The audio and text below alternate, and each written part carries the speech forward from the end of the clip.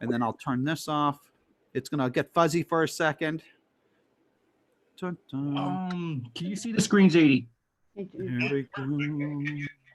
Here we go. Here we go. Here we go. Ah, there we are. And now I can turn this off. Screen, Zadie. How is it? Looks good. Okay. I have to put you on mute for a second. Okay. The meeting is streaming live on YouTube. Yep. That's for people who can't get on Zoom. Oh, okay.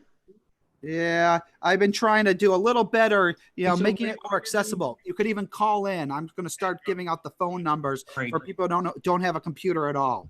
So you can. Can you see my grandfather? Nope. We can see your living room. Well, I don't know if you can see. I mean, that's the best I can do it. Hey, but if Zadie can hear us, and we might not be able to see him or hear him, but if he can see, if he can hear us, that's half the battle. He can hear us. Okay. Does Zadie I don't know. have a name?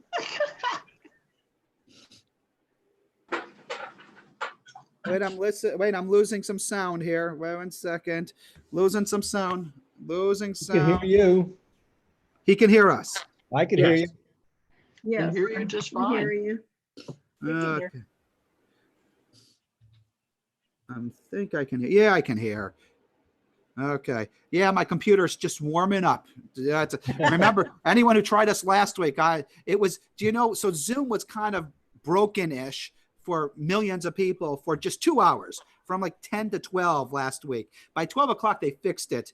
But there were people, there were places across the world, Nigeria, India, UK, United States, funerals, conventions. You can imagine you had a funeral and it went down. It really, it was a scary 2 hours for people.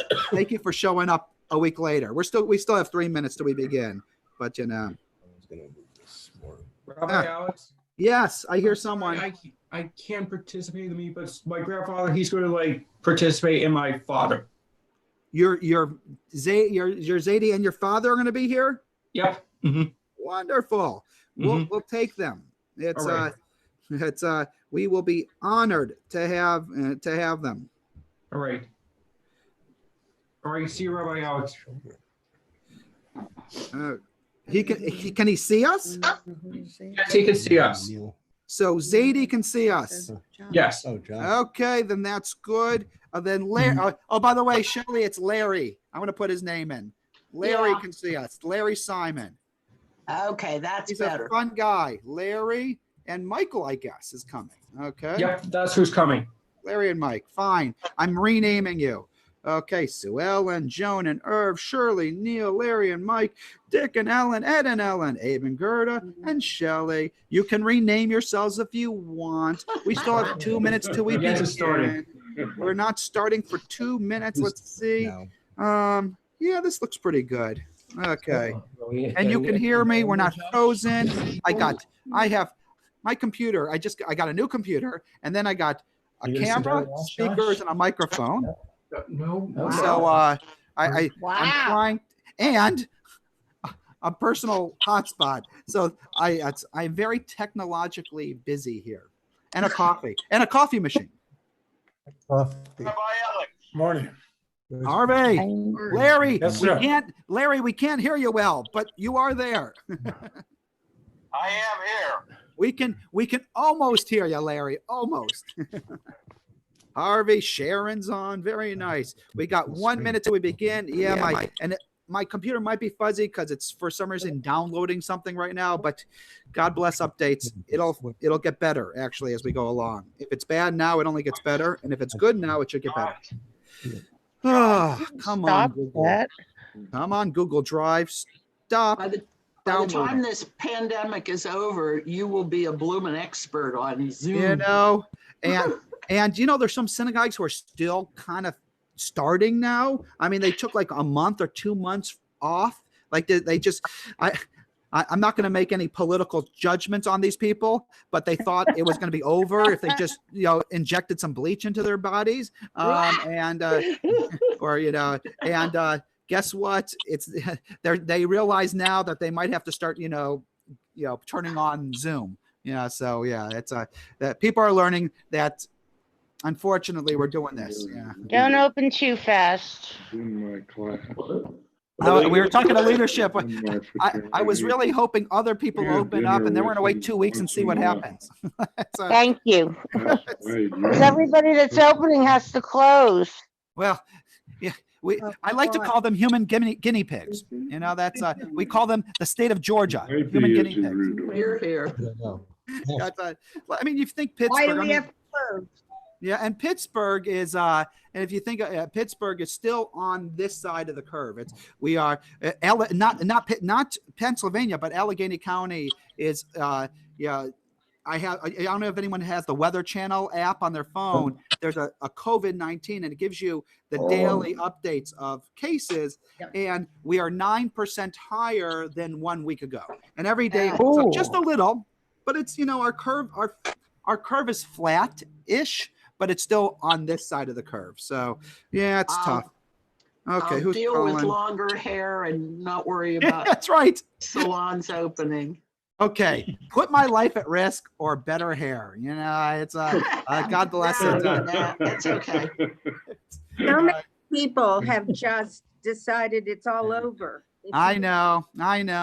They're like, No mask. People, I I understand. know there's a lot of no masks, and I figure Yeah. I'm going to be wearing a mask for the rest of the year. Yeah. I Well, don't see this going away so fast. when the CDC says I can take it off. Okay, so it is 11:02. People are still signing on. What I'm going to do is I'm going to mute all, but that doesn't mean you can't unmute yourself. So mute all. Here we go. So you are able to unmute yourselves. You are also able to rename yourselves if people you want to be seen and heard by your correct names. I am also going to now get into share screen. We were practicing a little earlier. Share screen. Good. Share. Okay. And now I'm going to make that bigger. Okay. Okay. Here we go. That's pretty. Now I'm going to take that focus and make it bigger. Okay. Like we're professionals. And yeah, I'm going to make this a little bigger. You only need one column at a time. Okay, now there's only a few faces I can see right now. So my question to those who are listening, let's see, I can see Shelly and Abe and Gerda right now. Shelly and Abe and Gerda, can you see that column that says Pittsburgh Jewish History 101? Just give me a thumbs up if you can see it. Any thumbs up? That's a thumbs up, Shelly, right? Okay, good. All right, so we're going to get started. If you need to be heard or if you want to send me a chat, I might be able to see it. You can always unmute yourself by holding down your space bar. If you hold down your space bar and talk, I will hear you. You let go of your space bar, we will not hear you. And, really sorry about last week. It was not our fault. That was the first thing that was most important. It's not our fault. So we're going to get started. And we're going to do Pittsburgh Jewish History 101. Obviously, we're 1 week late. If you are new to us, I'm going to give you a little review from last month, from April. Last month, Sunday, April 18th. Okay, what did we do last month? By the way, what time in history are we? 1900. Really, the past 1900. We're really focusing on like the beginning of the 1900s today. And again, oh, good. I have my books here. Scared me. Okay, wait. Don't go anywhere. Where's my other book? Okay, this is one book. Let me see. Where's Barbara Burston? Where did you go? Okay, there it is. All right, good. It's one of those days. If you saw my morning. Okay, here it goes. So what did we do last month? The House of Shelter and Immigrant Aid. We had congregations and societies, and we keep on retouching on certain people. Rabbi Sivitz and Rabbi Ashinsky, they didn't get along. Two Orthodox rabbis. Once upon a time, rabbis did not always get along.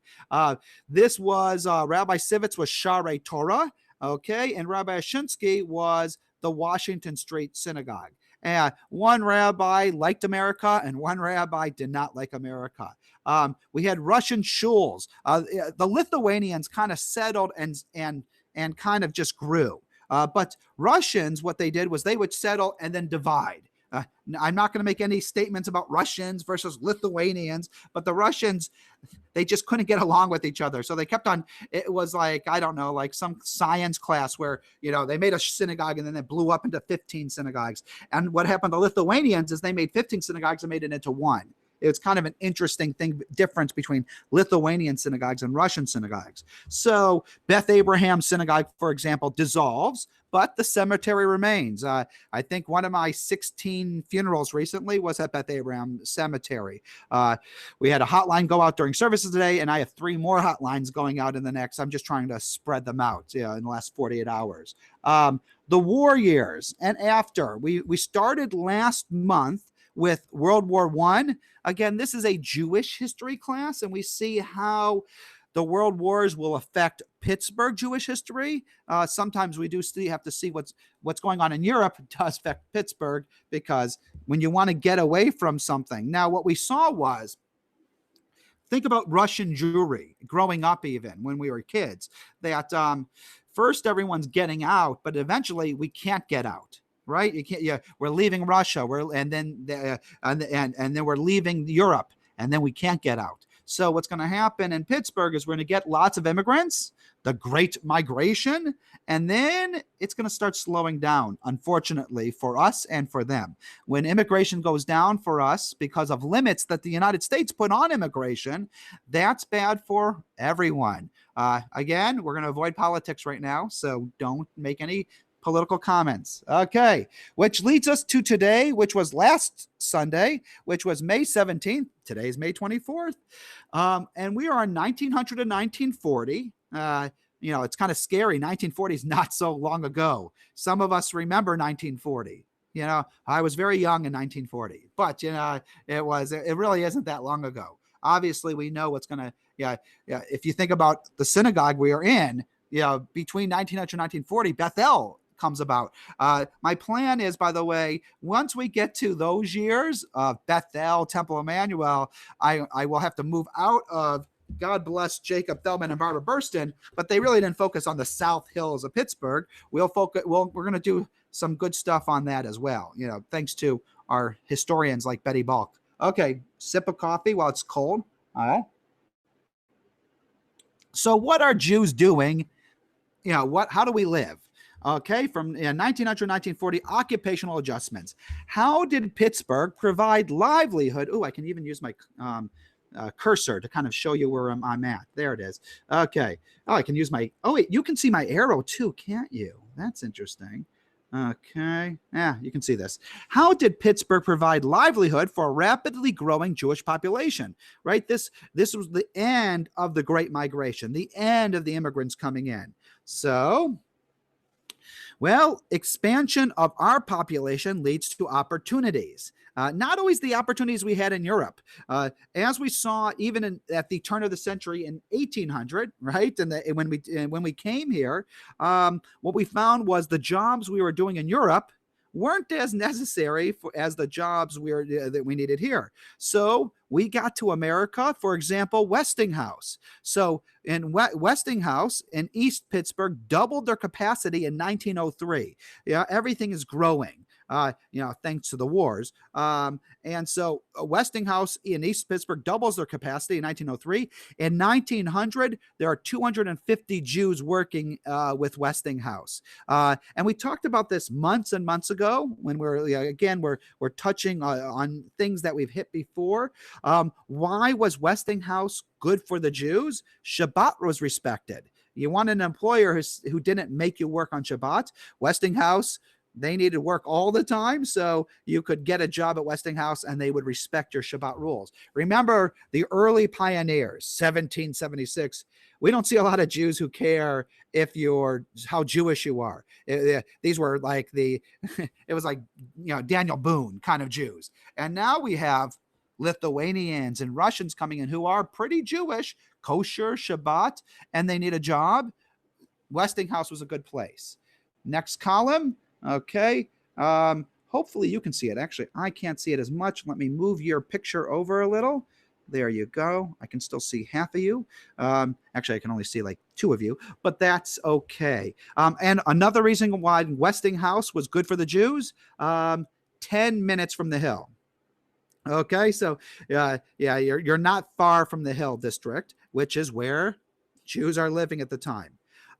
So there are many opportunities for Jews coming off the boat, coming into Pittsburgh. Remember, in the old days, around 1800, you'd be a Jew, you'd be living in Lancaster, you'd be living in Philadelphia, you're living in New York, and then I'm traveling across the country to Cincinnati, and you stop off in Pittsburgh. Now you're coming straight from the ocean to Pittsburgh, not even knowing. Remember, that was the house last month. The house of shelter was what was a big thing? Teaching them English. If you don't know English, you're going to have a lot of trouble. Immigrants they know Yiddish, they didn't know English. So they come off the boat, and it's 1903, Westinghouse, and there are many opportunities for Jews, many. One Jewish immigrant said, I came on a Thursday to Pittsburgh and was at work on Monday, and I never stopped. So, the streets are paved with gold? No, but there are opportunities, and in some cases, a lot more opportunities than Russia, for example, in 1903. But as I said, it is not their pre-immigration occupations. So sit back and enjoy Jacob Feldman. Okay.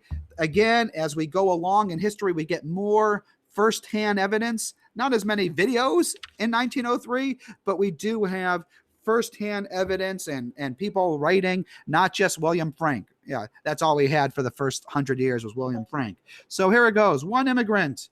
Okay, here it goes. We're gonna hear a story. Yes, I hear someone. Rabbi. Yes, I hear you. I hear someone asking me a question, and then it stops.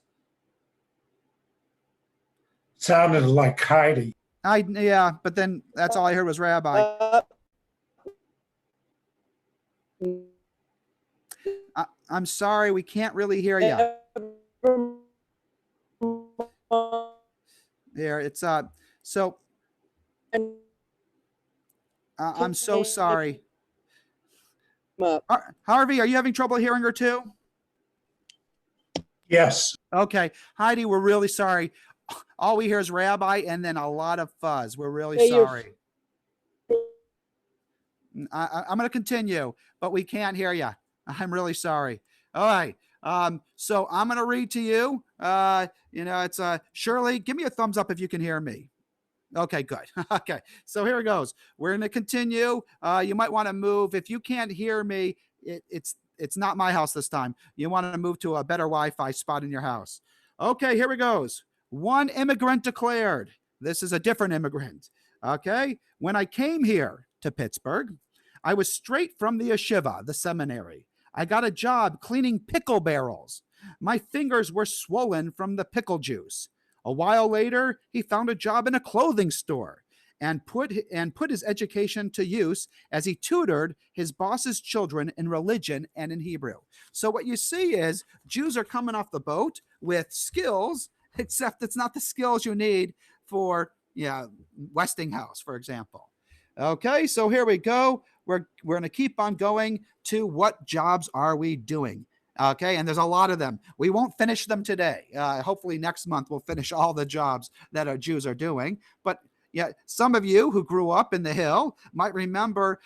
Who was I talking to? Someone in Stanton Heights, and I actually don't even know where Stanton Heights is. But someone who grew up in Stanton Heights told me that there's like 15 Jewish bakeries, like on one block or something like that. There's a lot of Jewish bakeries. So although, how many Jewish bakeries are there now?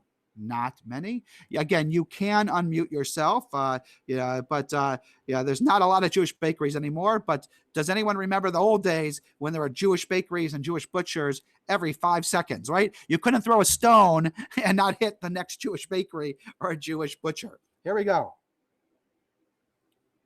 Manufacturing and baking. So we still had stogie making in 1900, right? We had it in 1800, not in 1800, but we remember Merv Kendall was talking about how he used to make the stogies, right? Cheap cigars. We still had stogie making and clothing, right? We got a lot of clothing. 1907, 80% of the 1,307 stogie makers in Pittsburgh are Jewish. 80% of the stogie makers in Pittsburgh are Jewish. 1,307 stogie makers, Jewish. There are 2,000. So there are 2,000 Jews in the stogie making business, which is a lot of Jews doing stogies. Many children. Okay, they didn't have as good of laws on children labor, and plus you needed everyone to work because you weren't making a lot of money. Don't worry about that. As young as 9 years old. So here he goes. Here we go. Here we go. As young as 9 years old. Okay. Here we go. Here we go. One Jew related. I am getting there. Here it goes. One Jew related. Children. Okay. Children were supposed to get working papers if they were less than 14 years old. But I was so small and so skinny that I refused. So I worked without papers. And I think that's all I'm going to give you with that one. Well, there's a little more on what it was like. I'll give you a little more of what it's like to work as the stogie making 1900 turn of the century. Okay. Co-religionists invariably owned the 225 shops, 135 which were in the Hill District. 135 stogie shops in the Hill District. It's not such a big area, but you got okay. So you got bakeries, you got butchers, and you got stogie making. Employing Jewish stogie makers. At times, these shops were in private homes, right? A lot of people talk about doing it in their living room, in which the husband, the wife, and the children produced stogies in cellars, attics, or back rooms. Working conditions were often unpleasant. While some shops were clean and spacious, others were strewn with litter or existed in rundown buildings with rickety stairs. Dried or drying tobacco leaves set upon lattice frames beneath the ceiling left a disagreeable color odor. In many shops, the windows were kept shut, no matter how hot the day, before air conditioning too, so that the leaves would not blow around and scatter. Right? That stogies are leaves. As the workers sat around a table cutting and rolling the stogies, they choked and coughed from the tobacco in the unventilated rooms. Some workers contracted tuberculosis, TB, their greatest occupational hazard, stogie making. Stogie making, thus, was often a transitional occupation, hopefully transitional, before a worker moved on to something better. Newly arrived immigrants were hired as replacements. Okay? Shirley, do you have your hand raised? No. Okay. Because here we go. Remember, I can't see anything on my screen because I have my screen up here. Okay. So it's mostly in the Hill District. Now, we're going to see this a lot. Okay. We're going to see this a lot through our class today. Whenever you have a bunch of Jews, I'm going to say Jews because we were really kind of behind a lot of the unions. We talked about this. Remember when the rabbi spoke against unions and he had some special visitors at his door with guns and a gun to his head, speak against the unions and you'll end up like Jimmy Hoffa, who doesn't exist yet. Okay. So unions. Well, this leads to attempted unions, which failed a lot of times, 1899, 1906. But in 1908, the Tobacco Workers Protective Association, TWPA, started. In 1912, they joined a much larger union, the Industrial Workers of the World, IWW. And so now we're starting to see unions. You're going to see a bakers union too, by the way. So here it is. I'm going to bring Barbara Burston back in. She's been missing for a little while. Okay, so let me give you Barbara. She's much better than Jacob. Sorry, Jacob, in painting a picture. So here we go. Harry Slaughkin. Okay. We have his name a couple times, so I wanted to give you a little about Harry Slaughkin. Page 276. Here we go. Here we go. Here we go. Harry Slaughkin. We got it. We got it. Okay, here it goes. This is about the unions in the early 1900 tobacco workers. Harry Slaughkin, a union organizer, believed that the AFL would only take the aristocrats, cigar makers, hand stogie makers, and the low-level stogie workers of Pittsburgh were not in that league. After the AFL rejection, the controversial IWW, International Workers of the World, which had faced opposition before, was now invited to unionize the stogie makers. The Wobblies, as they were called, were considered by many employers and employees alike to be a radical union. Radical unions, right? Russian, communist, right? Promoting class welfare through violence and sabotage. And there is some violence and sabotage. Despite this, or perhaps because of this, by 1910, Pennsylvania led all states. So Pennsylvania, the state of Pennsylvania, led all states in the country with 17 IWW locals. We had the most unions in the United States, and the greater Pittsburgh area had 12 of these. So we like unions here in Pittsburgh, which included meat packers, coal miners, car builders, steel, pipe, and tin workers. Okay, in 1909, steel workers organized by the IWW struck in McKees Rocks. There's a lot of strikes here, so I'm going to tell you about unions and strikes, but without much success. That's very common too.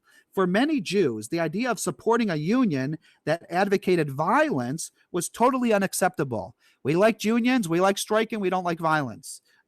During a public meeting in 1913, like Neil talked about in our Torah study yesterday, during a public meeting in 1913 with strikers, a soapbox orator was pulled off his box because he urged the workers to win at any cost.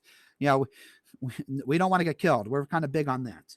In addition, the atheistic philosophy, right? Coming out of Russia, you're going to have atheists. You have unions. You have support the world. It's not a religious thing. In addition, the atheistic philosophy of the radicals and socialists also did not appeal to the Orthodox Jewish stogie workers. Yes, you had Orthodox Jewish stogie workers. Their compromise was to affiliate with the IWW, but they regarded themselves not as members of the larger organization, but as members of the local IWW tobacco workers, local number 101. So even if the national was a little radical, you would try to calm down the Pittsburgh one. They succeeded in recruiting 1,200 members. That's a lot of union members, which included a good number of the estimated 2,000 Jews then employed in the industry. So out of the 2,000 Jews, 1,200 were in the union. All right, so unions are working. They have a strike in June 1913 over wage increases, and they want a wage increase. Some were only getting $2.50 a week, right? That's not a lot, even back then. 1,200 Jewish workers against the Jewish employers lasted 4 months. Okay, moving over to my next column. Okay. Actually, we just read it because I read you more than you needed, the Wobblies in 276. So we have this, the unions are coming up, strikes are coming up, and here we go. And now I'm going to continue the story of the strikes, the stogie workers. Sit back.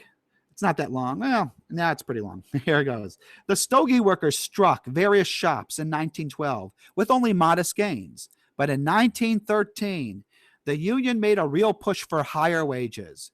Okay, their target was the Industrial Cigar Company, and their demand was for $3 per 1,000 stogies instead of the customary $2.25. Right? They wanted a 75-cent increase.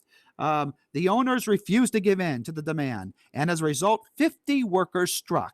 50 might not sound like a lot. Harry Slaughkin, remember him? We just talked about him, a strike leader and just 21 years old. They're all kids. Just 21 years old, estimated that 90% of the strikers were Jewish. All right. This is going to actually have some bearing on hiring Jews after this. So 90% were Jewish of the strikers, with sprinklings of other nationalities and African Americans, but they didn't write African Americans here. Worker solidarity was stressed. Jews and I'm going to say African Americans are fighting a common enemy, unmindful of racial and religious differences and looking only to the betterment of their economic conditions, right? Jewish and black relations, once upon a time, we were in the same boat, if you go back to, civil rights, we see it's a lot more strained after the 60s, 70s, and 80s, but we were kind of hand in hand once upon a time. In retaliation, the Bosses Association on the Hill. So you have this association on the Hill, the Hill District. the Bosses Association, no doubt composed of many Jewish owners, declared a lockout against all the shops that were organized by the IWW. This meant that the Stogie Workers Union now had to support about 1,200 members out of work instead of just the 50 strikers of the Industrial Cigar Company. So it wasn't pretty. But the union leaders were not cowed. A strike committee of 25 members was formed to publicize the strike.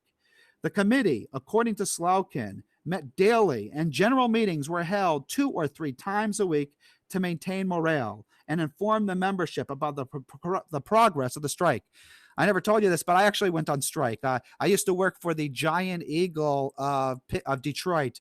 We didn't have Giant Eagle back then. We had something called Farmer Jack, and I was a bag boy, collected shopping carts and bagged groceries. I don't know. I was young, and we went on strike. And I remember, it's the union's paying us to be on strike. And then they started attacking the managers coming through the back door and breaking their cars. And it got a little violent. And that's when you didn't see me at the strike anymore. But I got to strike in my, younger days. However, attempts to publicize. Now, this is interesting. I saw this in a couple of books preparing for this class. However, attempts to publicize the strike met with little success. They couldn't get publicity.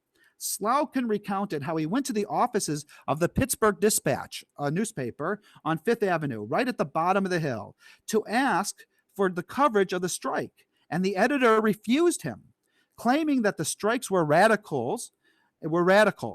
None of the other Pittsburgh papers would cover the strike either.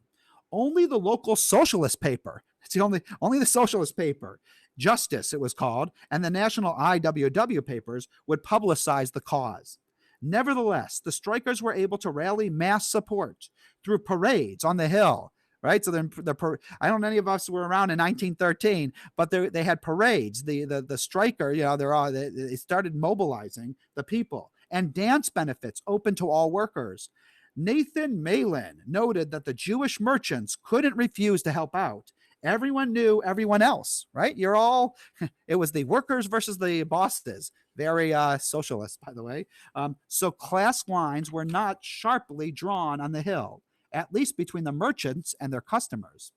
The Third Ward Socialist Party on the Hill, you could get away with it back then, collected $10,000 from Jewish unions and organizations for the strikers' cause.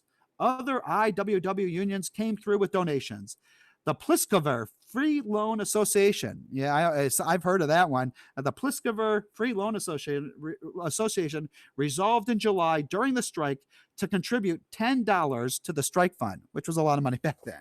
Okay. So they're going to win the strike, right? I told you that. I always give you the punchline. I'm like the Torah. I give you the punchline before the story. I'm going to have 10 plagues. I'm going to split the Red Sea, and then you have it. Oh, what a big surprise. So they win their strike, but I remember I told you it's a lot of Jews behind these strikes. Businesses start moving downtown away from the Hill District, right? Trouble-making unions get away from the Hill District, and Jews, not all Jews, but if you had a choice, Jews became known as troublemakers, right? Yeah. Are you going to hire a bunch of Jews in your business if they're going to bring the unions in? So you can imagine you win the battle, but you might lose the war sometimes, especially in the beginning of this union thing. Okay, let me drink a sip of cold coffee. Terrible. And I move on. I should have a carafe. I have no more plugs. Here it goes. 1912. So 1912, again, let's move from the stogies to the clothes. 1,000 Jews are in the Pittsburgh's men clothing industry. So that's a lot of Jews, 1,000 Jews. Mostly Eastern European. They are non-union, but they have a lot of grievances, which is going to lead to unions. Okay, so here we go. Back to Feldman. Okay. 157. One woman said, okay, here we go. We're in the clothing now. Clothing. Let me get up there. Stogies are done. And let me see. How are my eyes working during the stogies? Page 157. Clothing. Here it goes. Got it. Very bottom of the page. This is eyewitnesses. One woman said I had worked as a seamstress in Romania. Remember the Romanian Jews? I worked as a seamstress in Romania, so I had no difficulty in getting a job. I sewed shirts for the Alpern Imperial Shirt Company for $3.30 a day. Remember the Stogie people making $2.50 a week? She's making $3.30 a day as a seamstress. Okay? A day from 8 to 5. It's a long day, but it could be longer. I was not allowed to take Saturdays off. All right? I was not allowed to take Saturdays off. A Jewish man added, I worked as a cap maker for 3 years, 7 days a week from 7 a.m. to 8 p.m. and averaged $20 a week. Okay, so are those grievances or are you making money? It matters what you compare it to, right? One person's dollars, another person's $100. So you can come from Europe and continue doing what you're doing if you stay in the garment district. But it's not easy jobs. Not everyone gets to be the boss. Okay, so in 1907, 60 Jewish tailors organized into the United Garment Workers Union, UGW. Okay, and when you have unions, you have strikes. Okay, F-158, that's Feldman. These men set up. Here we go. I am going down to it. It's a quote. These men set up headquarters at 52 Arthur Street in the Hill District. Anyone know Arthur Street in the Hill District? So a lot of these streets don't exist when you try to find a street. So these men set up headquarters at 52 Arthur Street in the Hill District and circulated an appeal in Yiddish. So you remember, a lot of Yiddish. It was better to send your appeals in Yiddish, then everyone understands it. And here it is. This is the appeal circulated in the Hill District. Needle workers of Pittsburgh, ! Needle workers of Pittsburgh, how long will you sleep? Don't you work long hours for small wages? Don't you work in filthy shops where there is no air, so that at any time you may contract consumption? That was cancer. Don't your bosses treat you like slaves? If you want to live like human beings, there is only one solution for you. ... And that is the union. Consumption Shirley? was TB, Rabbi. Consumption was TB.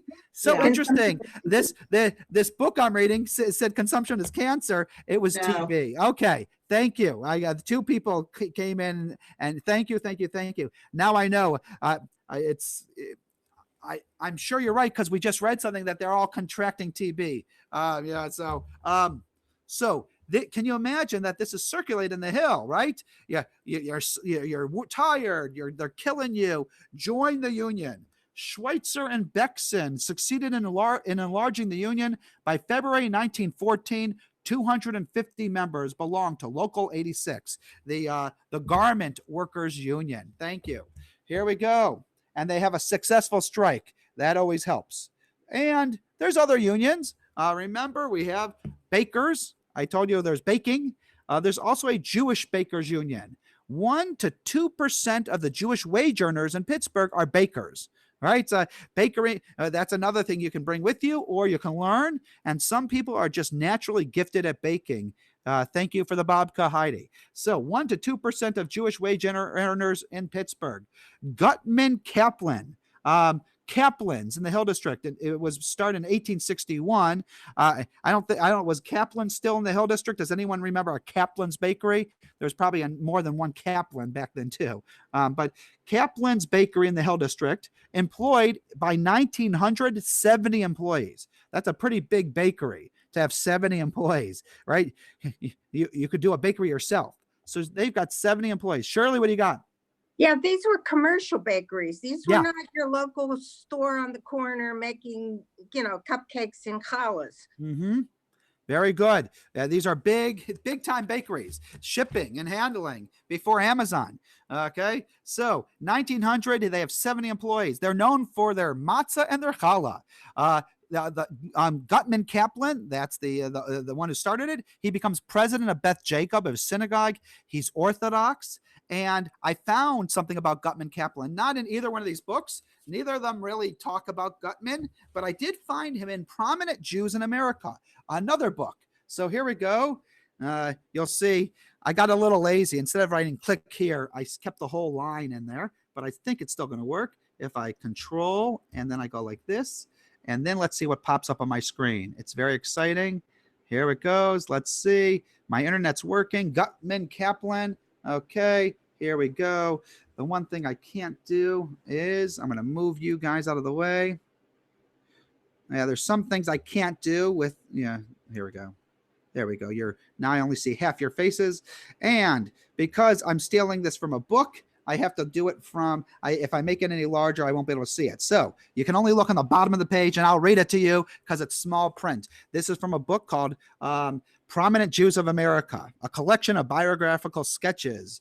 And here it goes. Mr. Gutman Kaplan is one of those staunch Russian immigrants whose success in the New World is unquestionably due to the never say die attitude, and who in their chief sojourn in this country have actually accomplished wonders due to their never ceasing zeal and energy. Born 63 years ago in the province of Vilna, though this book is old, he came from a famous rabbinical stock. Everyone came from a famous rabbinical stock.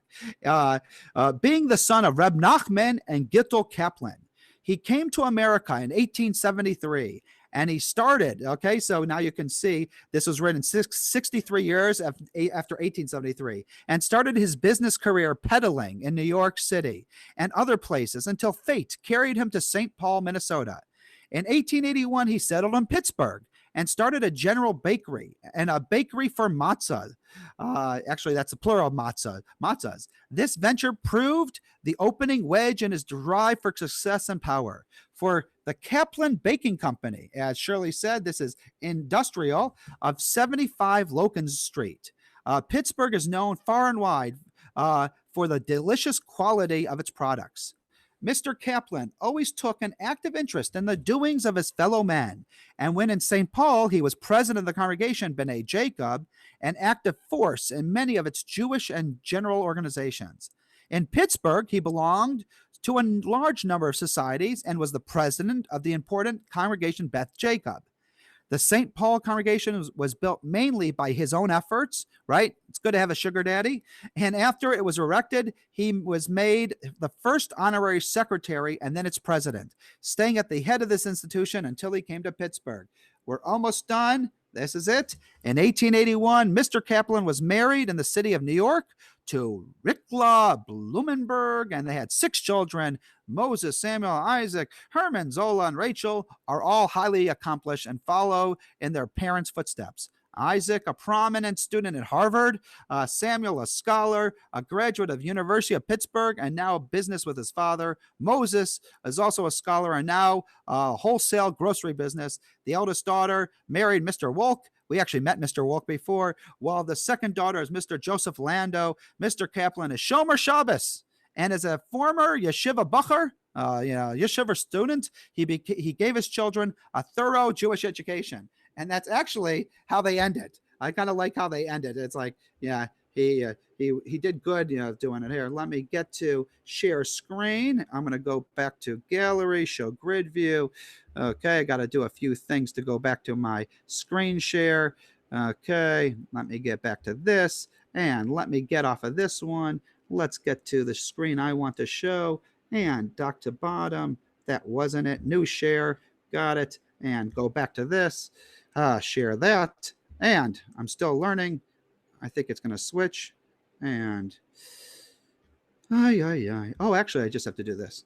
Okay, tell me, Shirley and Harvey, I can see you. Do you see my document back up there? Give me no. You still see the other screen?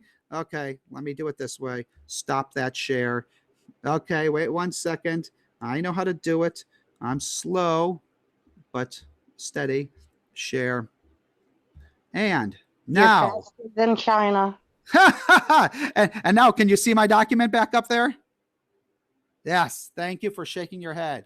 Here we go. Let's see. My computer, it's the only problem is I got a new computer, but it's a small screen. Okay.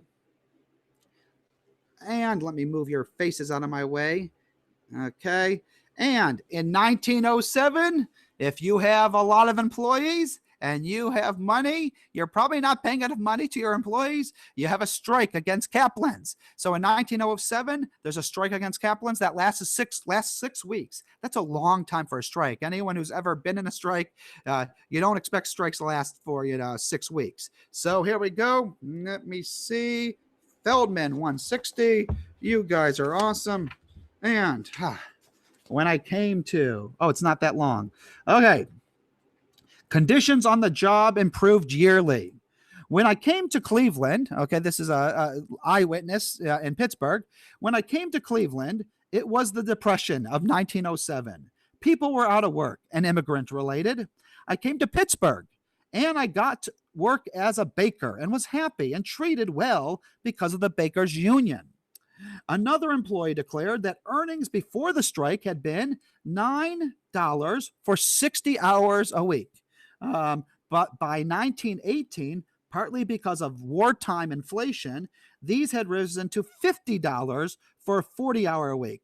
Let me just repeat that. $6 for 60 hours became $50 for 44 hours a week. The Bakers Union was the only Jewish labor organization remaining by the 1940s and 1950s, right? These unions start disappearing. When many non-Jews were also employed in the Jewish baking industry. So you would hire non-union people and you would get rid of the unions. Here we go. What else are we into? We know a few in our own synagogue, the metals industry, right? We got metal around Pittsburgh and down the rivers and on the side of the rivers. We like metal. Yeah. So metals, guess what, are more profitable than tobacco, clothing, or baking. The Pittsburgh Crush, and here are just some Jewish ones. Pittsburgh Crush Steel Company, the Blau Knox Corporation, the Apollo Steel Company, Copperweld Corporation, Levinson Steel. These are, they might not be so Jewish now. You've heard of Blau Knox, and what do you got, Shirley? If you can unmute yourself, you're allowed to. That's all you. Wait. Can't hear you yet. You have to unmute yourself. Yeah, you have to do it. Go ahead. Deb Lansman is a Levinson. Levinson. Deb, and it was her family that owned Levinson Steel. Ah, really? Yeah. Very cool. Yeah, it's you're going to see that we were in steel. I mean, there is a punchline, and yes, Jews were in steel, but the non-Jewish ones were much bigger, right? There's bigger steel than we had, but some of us did very well. Harvey, you're going to say something? I can't see everyone. Right. Apollo Steel was Lowenthal, and he was one that got weapons and planes into Israel in 48. Right. Well, you see, remember the world wars are around. So now you've got steel. Steel's business, and and you need steel for wars. And there's a lot of money to be had during wartime. Yeah, some say it's good for the economy. Not good for our boys on the front line, but it can be good for the economy. Very good. Well, let's meet one. Maurice and Leon Falk. Well, they're in clothing, right? We're entrepreneurs. We're in clothing, leave clothing, start the Duquesne reduction shop. It's scrap metal, Weirton Steel, still around, millions of dollars. And here we go. Let's tell a little story. Barbara Burston tells better stories than I do. 78. Okay. By the 1890s, here we go. A little paragraph from Barbara. By the 1890s and early 1900s, several Jews, the children of early immigrants, who usually had been involved in the clothing industry, were getting into the heavy industry in Pittsburgh. Heavy industry is metals. All right. Maurice and Leon Falk were the sons of a German Jewish tailor who had made his way to Pittsburgh and set up a retail business in Allegheny City, as in the North Shore, rich Jews, where Leon was born in 1869. Not able to afford to finish college, very common, start but can't afford to finish, Leon went to New York City, where he worked for his cousin for 3 years before returning to Pittsburgh. His older brother, Maurice, had first been in partnership with Jacob Klee. We've seen him before, manufacturing pants, clothes.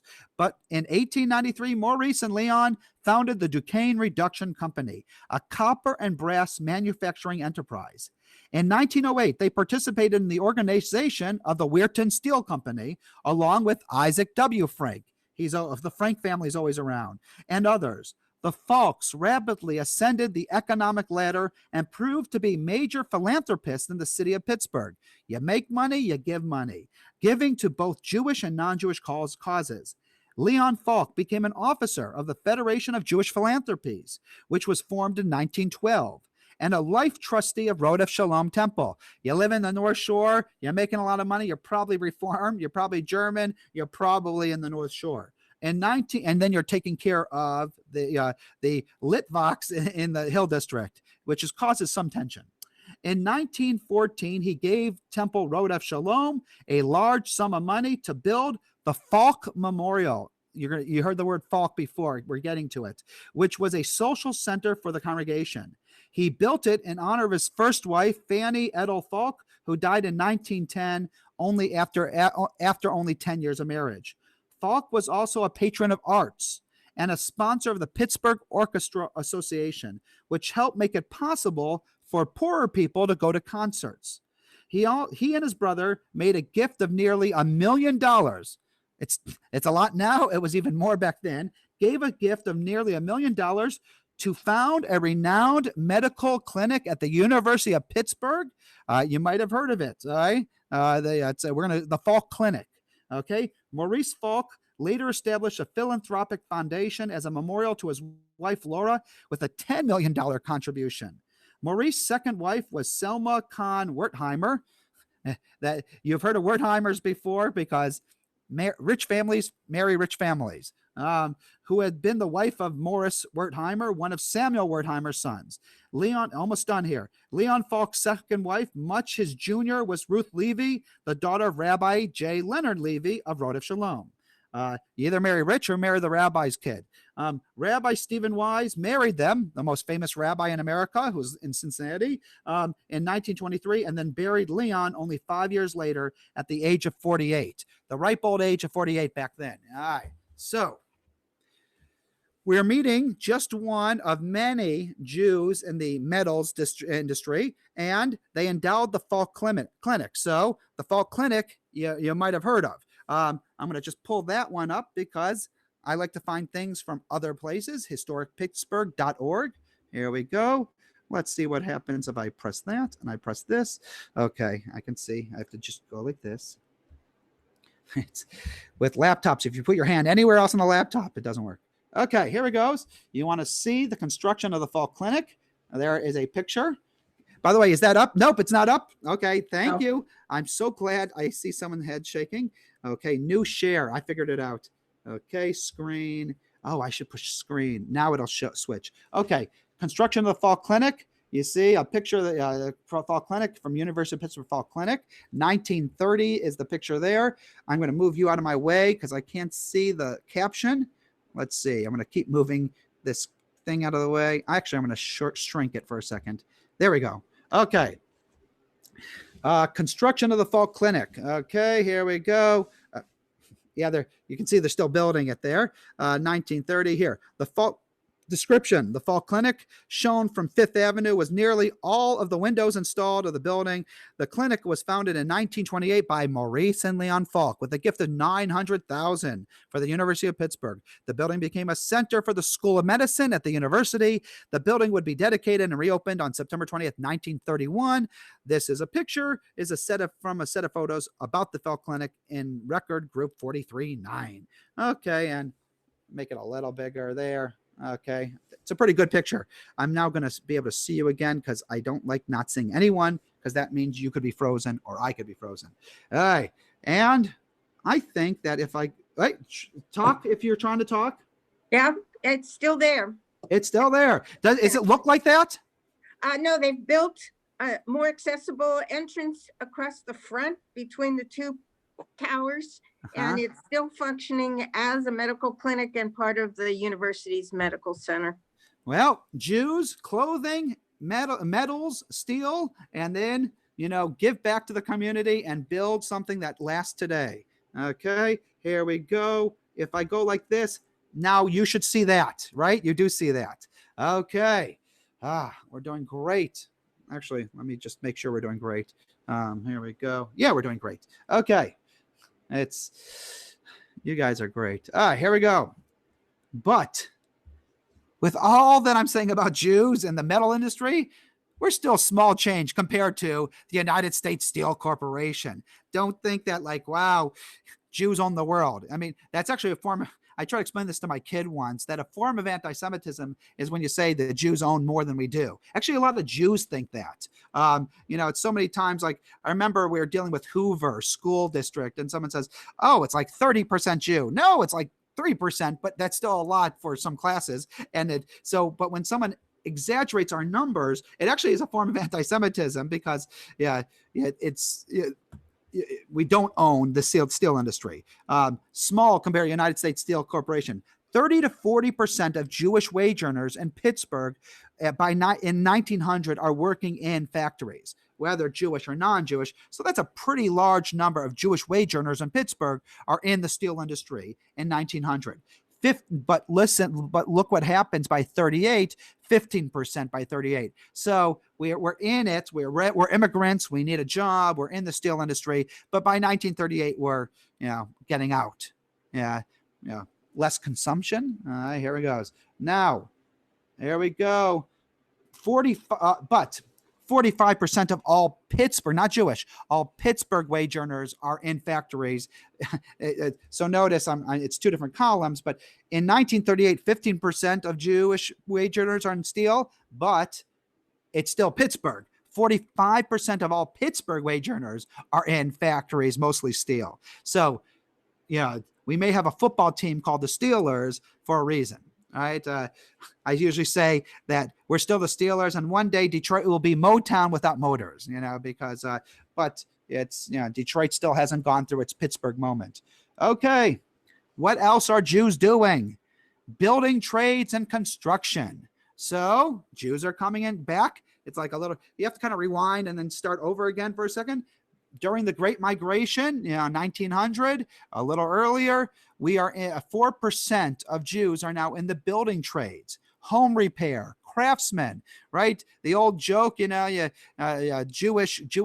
handymen. There are Jewish handymen. Okay, it's less nowadays. The young kids today. My dad's a cantor.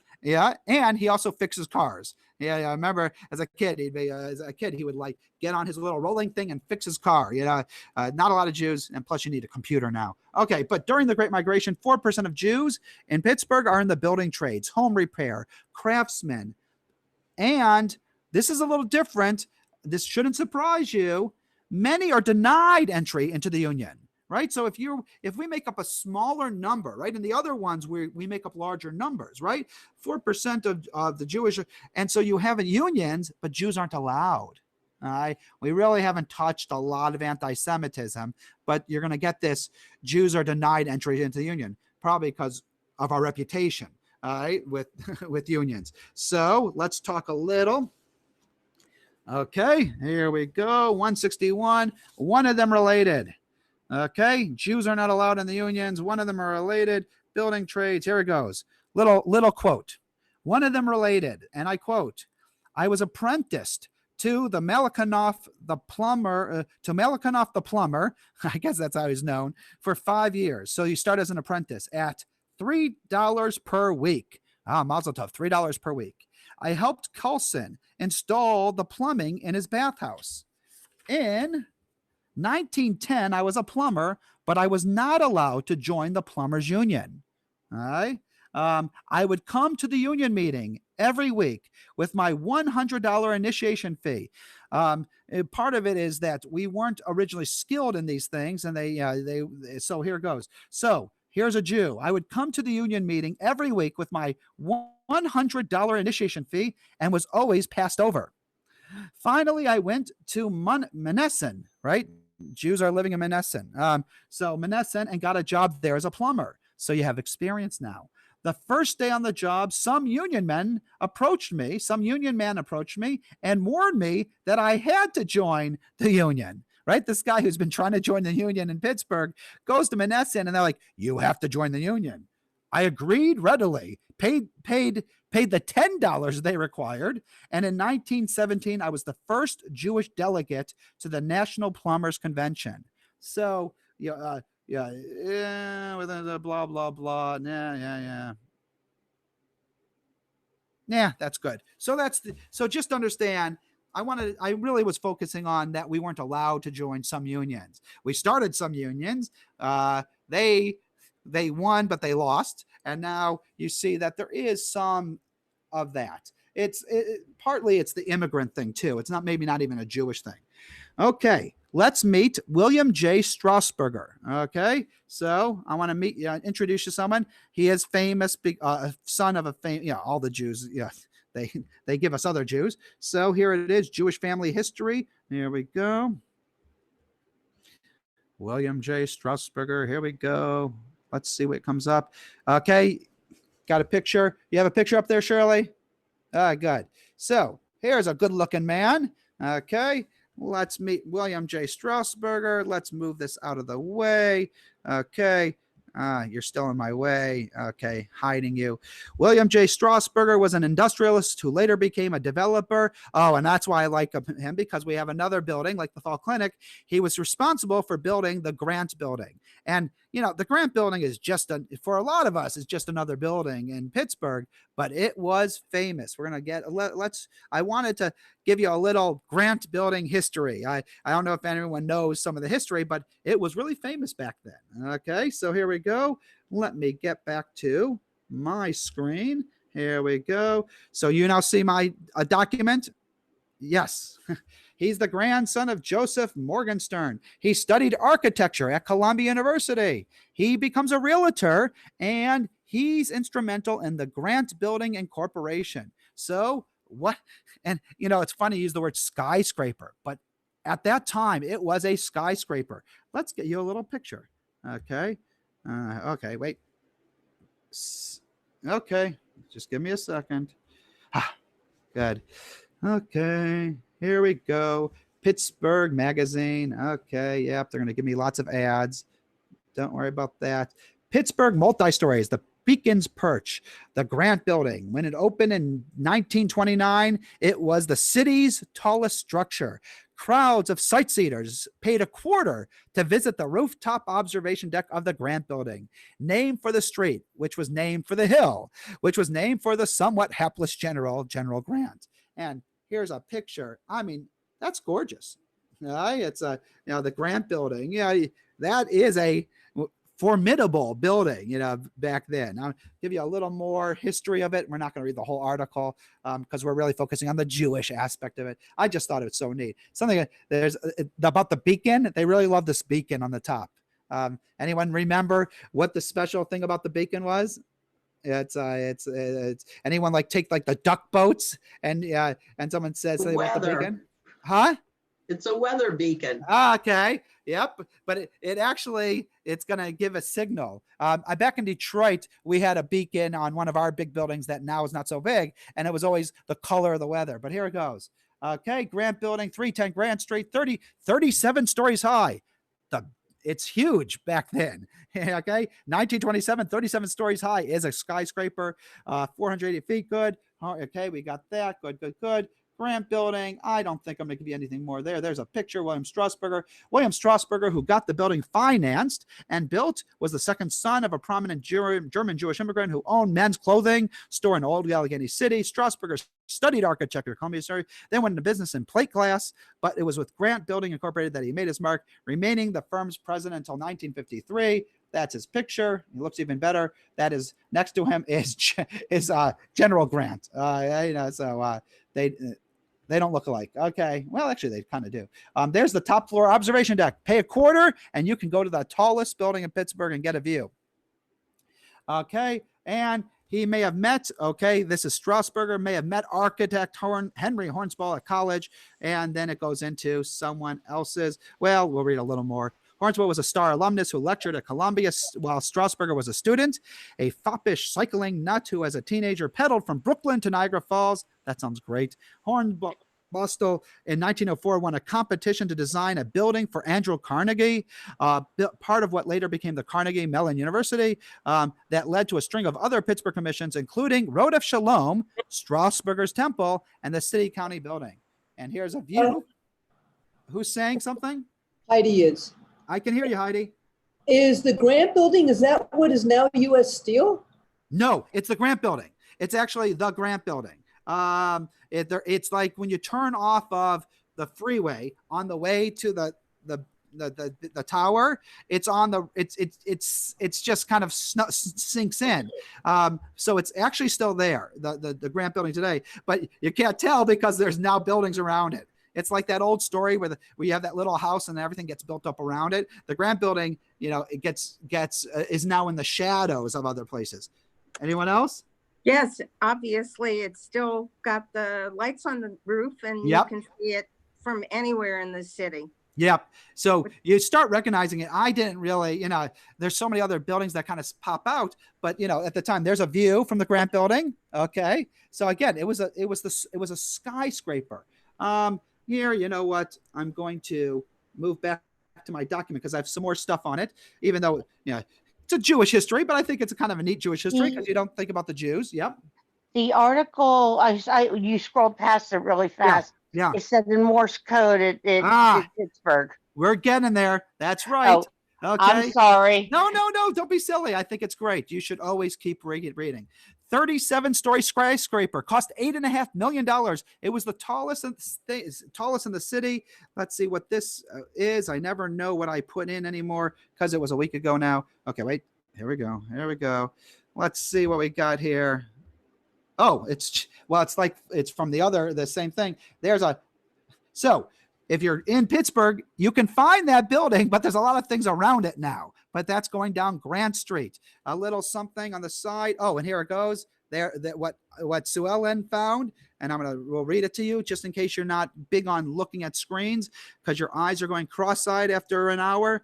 The Grant Building, located at 330 Grant Street at 4th Avenue, so Grant and 4th in downtown Pittsburgh, was built in 1927, was constructed of limestone and brick. The architect was Henry Hornbostel. It has 40 floors, actually 37, and the neon-covered beacon tower. Okay, so this is the tower. The neon-covered beacon tower was the largest at the time it was built, and it spells Pittsburgh in Morse code. So that's what I was looking for. That would be a duck tour kind of thing. The beacon on the top is blinking, and it's in Morse code is spelling, that. All right. So it's actually a pretty gorgeous building if you're a building fan.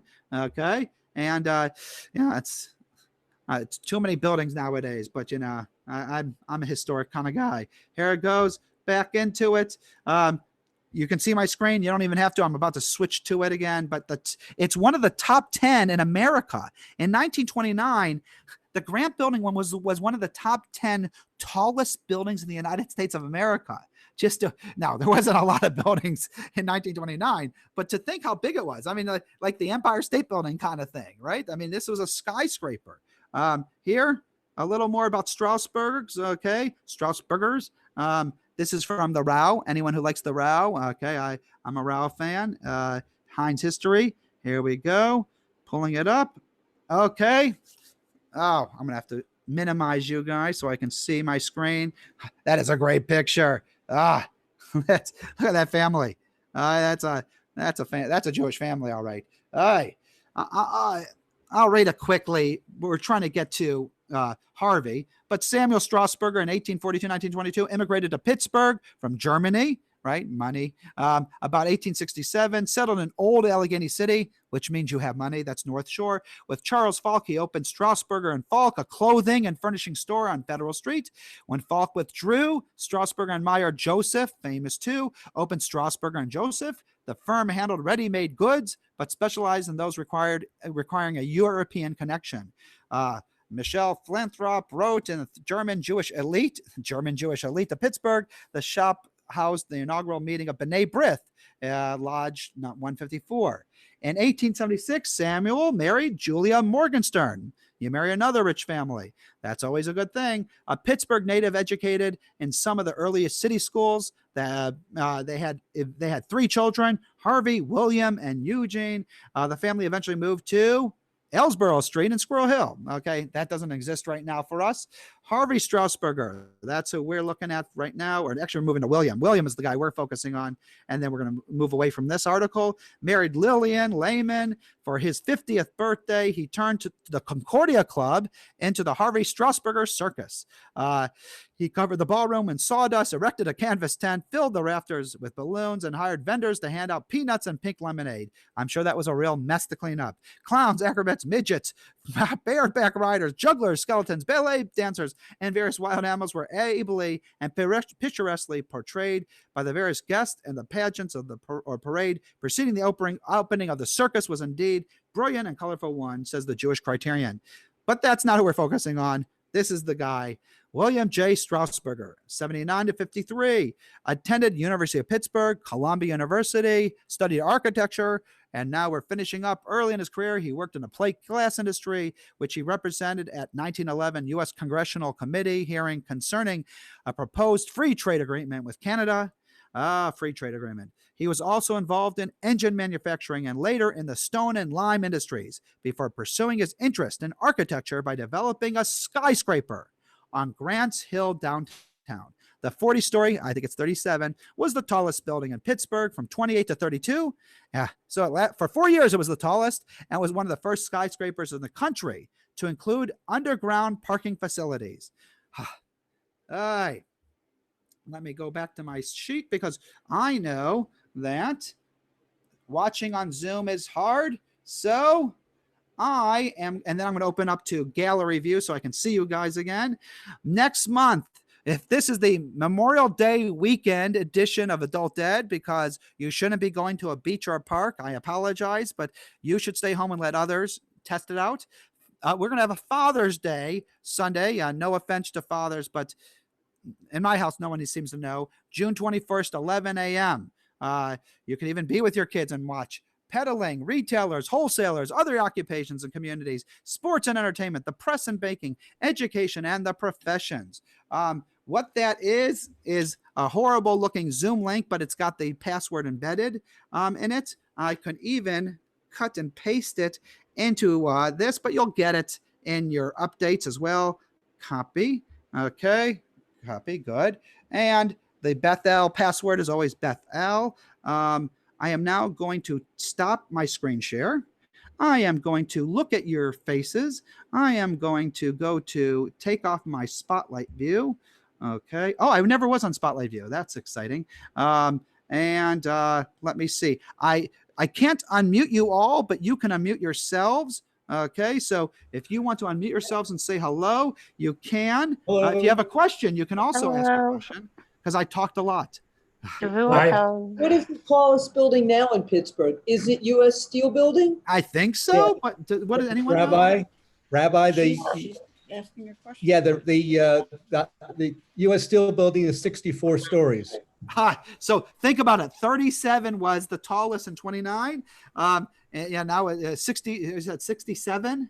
64. 64. So U.S. Steel. Yeah, you can see that from far away. And I was on the roof of the U.S. Steel Building when I first went to work for them. Cool. Pretty amazing. the red, white, and blue. The red, white,